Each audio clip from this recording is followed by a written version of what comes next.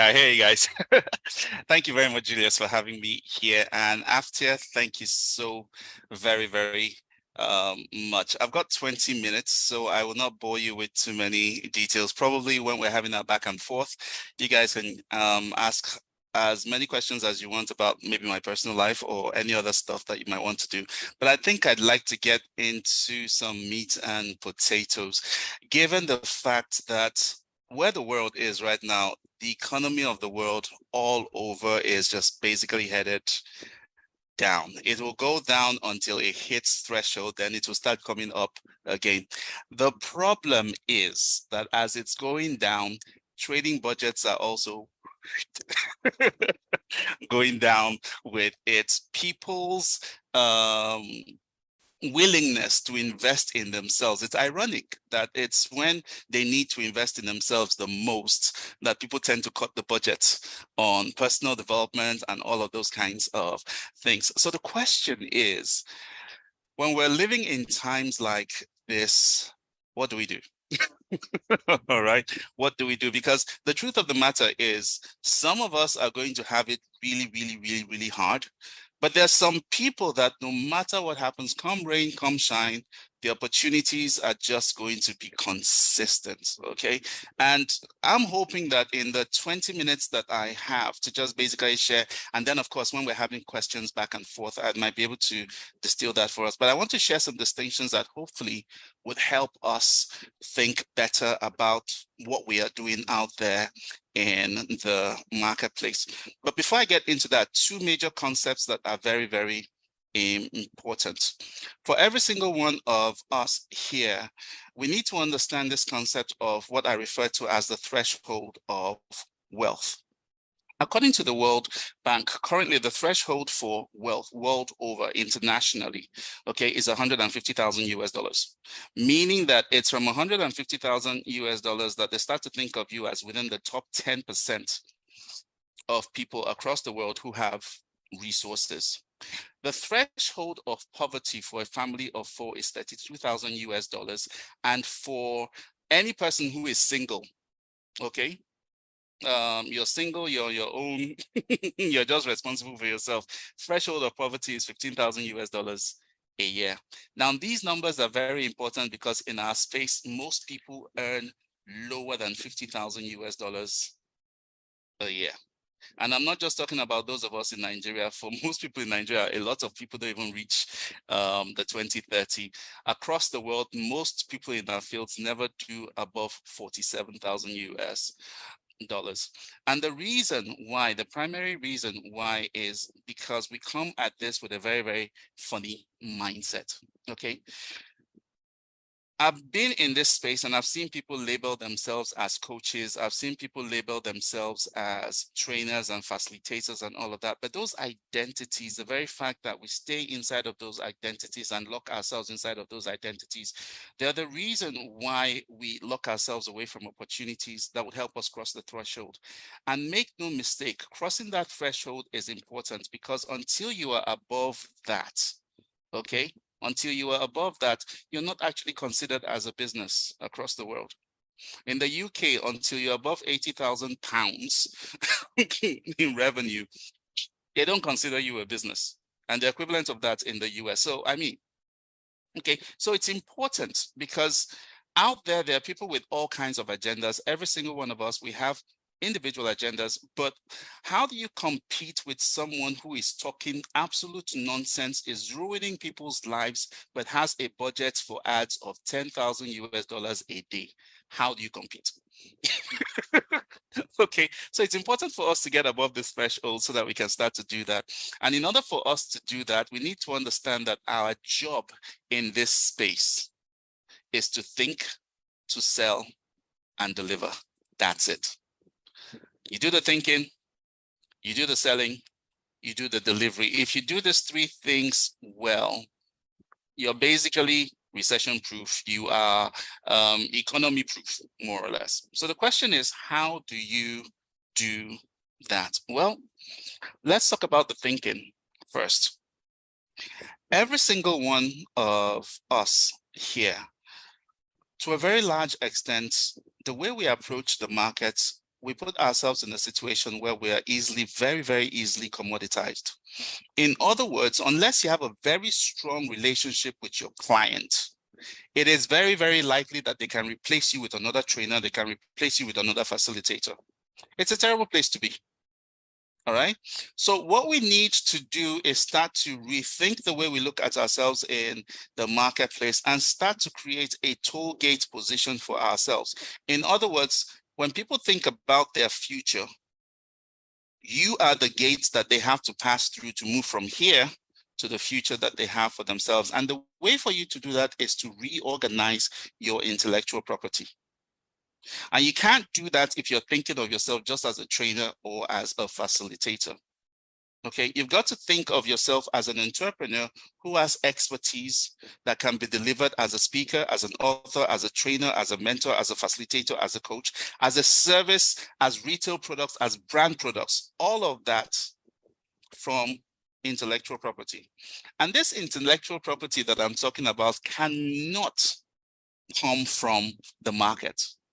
We are not information marketers. All right. We're not one of those people, although some of us might be. We're not one of those people that will just package information and then look for somebody who is willing to be gullible enough to buy it, and we just throw it at them. No.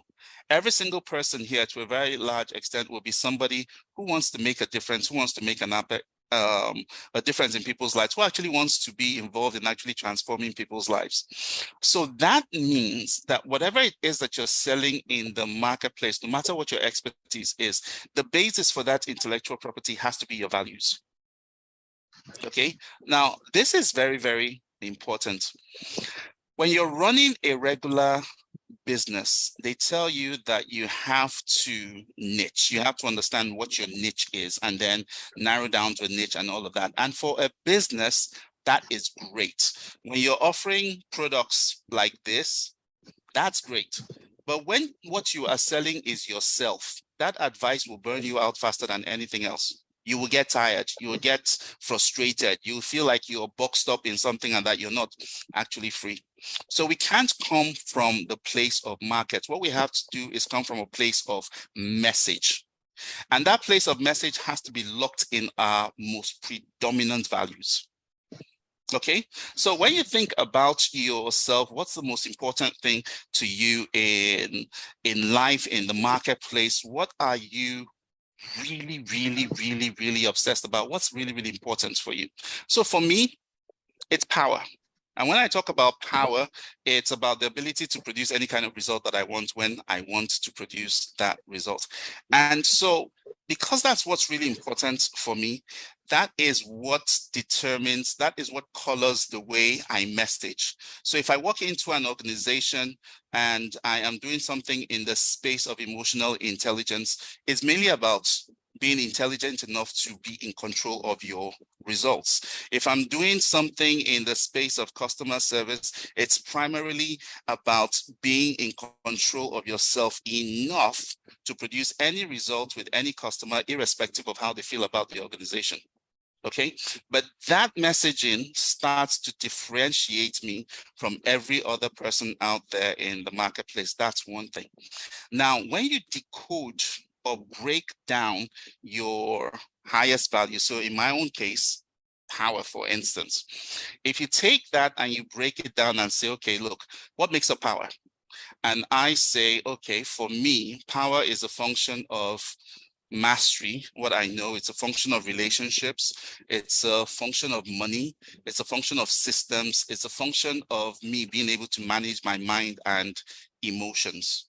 Okay, so I take these 5 things that are linked to my personal values, all right, and I bring them to the marketplace. And instead of talking about mastery, I say get good. Instead of talking about relationships, I say get known. Instead of talking about just money, I say get paid. Instead of talking about systems, I say get assets. Instead of talking about managing my mind and all of that, I said set myself up for performance. And I call these 5 things the community mastery method. And because I stand on the community mastery method, that now becomes my toll gate position for other people. So Genga, please mute yourself so that we can all have a great listening experience. Thanks. So that now becomes where I stand. Okay. And so because of this, I can step into the relationship markets. I can step into the leadership space. I can step into the sales space. I can step into business executives. I'm relevant in multiple different fields, but I am a monopoly. It's a toll gate position. And so I can claim to be the world's leading expert in the community mastery method. Fun story. A few years ago, I was invited to do something for an organization in Dubai. I was invited, Brian Tracy was invited, and then there were the people who were locals there, really, really big consultants who were locals. Brian Tracy did 2 sessions. He left with, I think it was about, back then it was 75,000 US dollars for the 2 sessions. I did 3 sessions. I left with 25,000 US dollars. But the locals who were doing 8, 9 sessions a day for 5 days, most of them went home with 10,000. Why? They are consultants. Brian Tracy is the world's leading expert in sales and entrepreneurship. I am the world's leading expert in the community mastery method. But these people have been in this space. They can run circles around me on most of the things that I talk about. So that's where I am coming from. If we just take care of our thinking, organize our stuff to make something that is unique, that is based on our values, then a lot starts to change for us. Okay, there are quite a lot of stuff that I can share about thinking, but maybe in the Q&A, I'll break that down. But let me jump into the selling part. All right. I believe that outside of your intellectual property, the second most important assets that every single one of us here needs to have is our own crowd. Back when I started out, they used to tell me, you need a platform, you need a platform, you need a platform. I never understood until I got the idea that a platform is a tribe of people who know you, like you, and trust you. A tribe of people who are 100% obsessed about the things that you're bringing to the table. Now, here's the funny thing. When I say tribe, people just think about a mass of people with a common interest. What I need to actually express to us is this thing that I call tribe is actually, the real proper name for it would be a religious cult. So that's the idea I want you guys to have, because it's not about you just bringing random human beings together as followers on Facebook. You want a group of people who have bought into an ideology, that organized intellectual property that you have put together. You want a group of people who are bought into that way of thinking and use that to define where they are going to, how they're going to approach their future, how they're going to approach their relationships, how they're going to think about every single thing in their lives in relation to the future that you have placed in front of them. That's what you really, really want. But you can't do that if you haven't done the first work of the thinking. And ironically, for any particular body of work at all, it takes just 52 core ideas. If you break down law, it's 52 core ideas. You break down, medicine, it's 52 core ideas. You break down accounting, it's 52 core ideas. You go into any ideology that people have bought into, it's still 52 core ideas. Christianity can be broken down to 52 core ideas. Islam, 52 core ideas. Confucianism, 52 core ideas. All of this is there. So if you break something down like that and build it like that and start teaching it, and people start to buy into that, those are the kinds of followers that you need. Those are the kinds of people that you want on your side, because when you stay there with them and teach them your methodology and they buy into it, you create something that is far, far, far, far stronger and more sustainable than the so-called personal brand. Because let me tell you something about the personal brand. Every single person that is building a brand that is based on themselves is vulnerable to their humanity. It's as simple as that. There's no escaping it. The personal brand, will it bring you lots of opportunities? Yes. Will it open doors for you? Yes. Will it build a big business for you? Yes. But will those businesses, those opportunities, those doors, will they survive your humanity? When something happens that is a character flaw, especially in this age where everybody's canceled for just the smallest thing. I heard the other day that a woman is facing jail time because she said trans women are not women.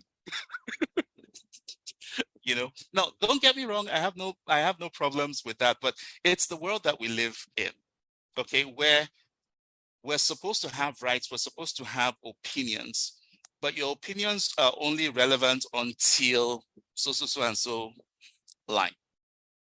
Okay, so what we actually want is that kind of community behind us, and you don't want to be their leader, you want to be their teacher, you want to be their guide. Because if you are their guide and they are following you as a guide, they can recognize your humanity. And so when you fall, as invariably you will, because you're a human being, when you make mistakes, as invariably you will as a human being, what generally happens is that your people will rally around you because they recognize you as one of them, as a human being. But when you're this almighty personal brand, guess what? You will pay for the trauma that you have caused all these people by losing every single thing that they are given to you whilst you were still perfect. And coming back from that is incredibly hard. So having that tribe behind you is incredibly powerful. Now, if you're not at 10,000 US dollars a month and you're building this online, leveraging the internet and all of that, fantastic. But don't buy into this rubbish. People talk about funnels and all of that. If you're not at 10,000 consistently, it means there are questions about your market that you don't understand yet. And if there are questions about your market that you don't understand yet, how are you going to lead people through a process of buying? You really can't do that. So what really matters below 10,000 US dollars a month, as the case may be, is conversations.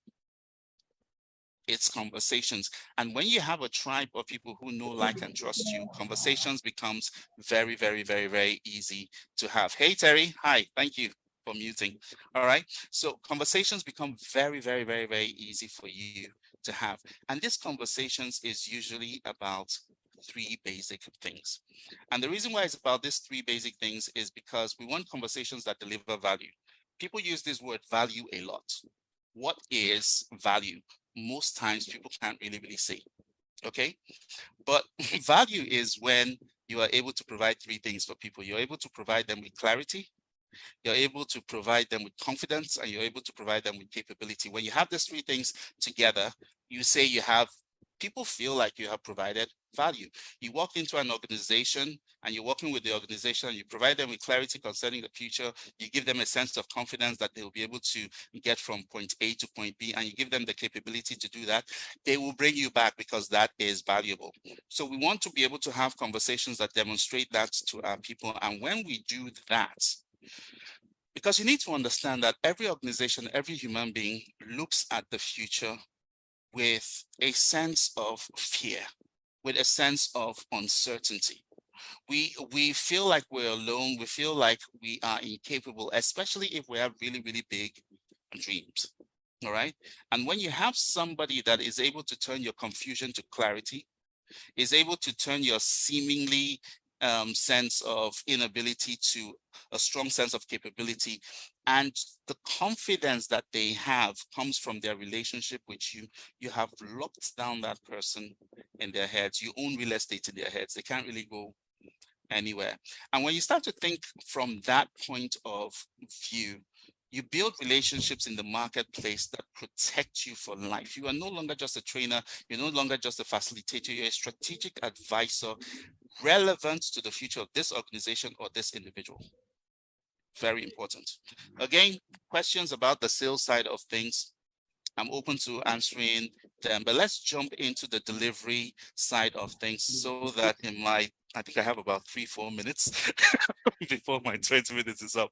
All right, so when it comes to delivery, look, there are over So I 58 would rather different profit centers.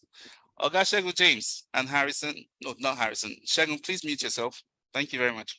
So there are over 58 different ways that you can deliver whatever expertise that you have, but we can break them down to you're either telling somebody something, you're showing them something, or you're asking them something. End of story. Reason isn't any other thing there. You're telling them something, you're asking them something, or you're telling them something. But it's not how you deliver per se that is the issue. In crossing the threshold, the most important thing are your price points. Okay. And it's a conversation I want to have with us because there are price points that get you across that threshold really, really fast.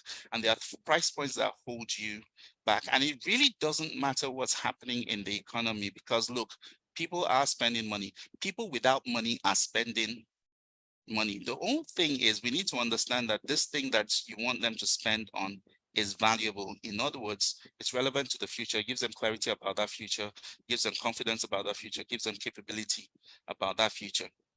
If someone is like right now in Nigeria where I live, the current situation has put a lot of people under a lot of duress, especially those whose incomes are capped.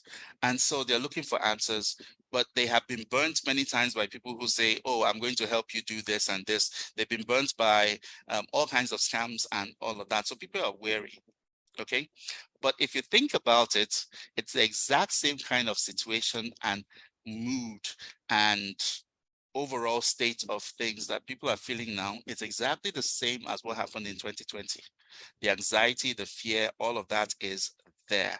And so for us, this is not the time for us to hold back. This is the time for us to show up for people.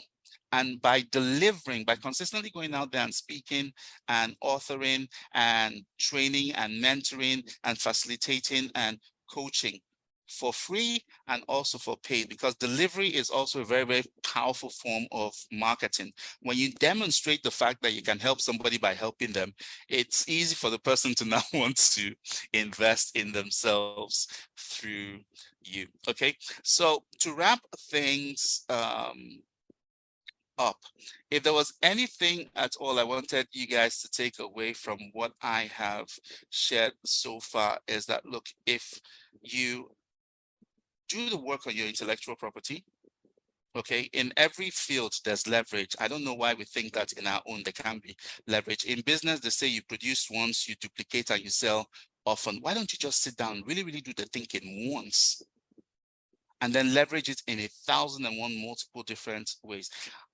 I took the time and I'm still evolving it to develop the community mastery method just once. And I'm in the relationship space, I'm in the organizational space, I'm in the leadership space, I'm in the health and wellness space, all of that, just this one thing that I've really, really sat down to think out. So if we do that, if we take the time out to think, if we take the time out to sell well, if we take the time out to deliver well, I think we will protect ourselves and make a whole lot of difference out there in the market. So guys, thank you very, very, very, very much.